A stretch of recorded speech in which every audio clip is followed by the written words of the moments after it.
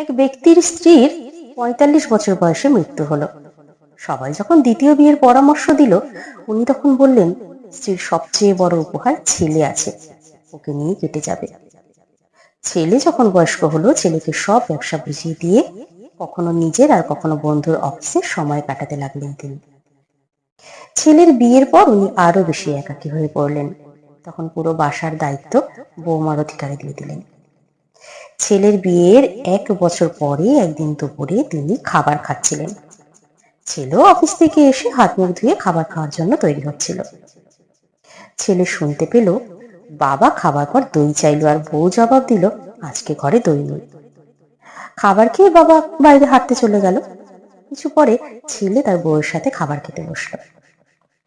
ছেলে খেতে বসে দেখলো খাবারের পাত্র ভরে দই ছিল। ছেলে কোনো প্রতিক্রিয়া না জানিয়ে খাবার খেয়ে অফিস চলে গেল।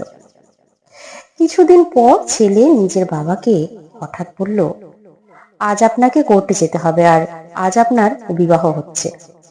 বাবা আশ্চর্য হয়ে ছেলের দিকে দেখলো আর বলল, বাবা, আমার আর বিয়ের দরকার নেই, আর আমি তোমাকে এত স্নেহ দিই যে তোমারও মায়ের দরকার নেই, তো আবার বিয়ে কেন? ছেলে বলল, বাবা, না আমি নিজের জন্য মা আনছি, না নিজের স্ত্রীর জন্য শাশুড়ি আনছি। আমি তো কেবল আপনার জন্য দইয়ের ব্যবস্থা করছি। কাল থেকে আমি ভাড়া বাড়িতে আপনার বৌমার সাথে থাকবো, আর আপনার অফিসে এক কর্মচারীর মতো বেতন নেব, যাতে আপনার বৌমা জানতে পারে দইয়ের দাম কত।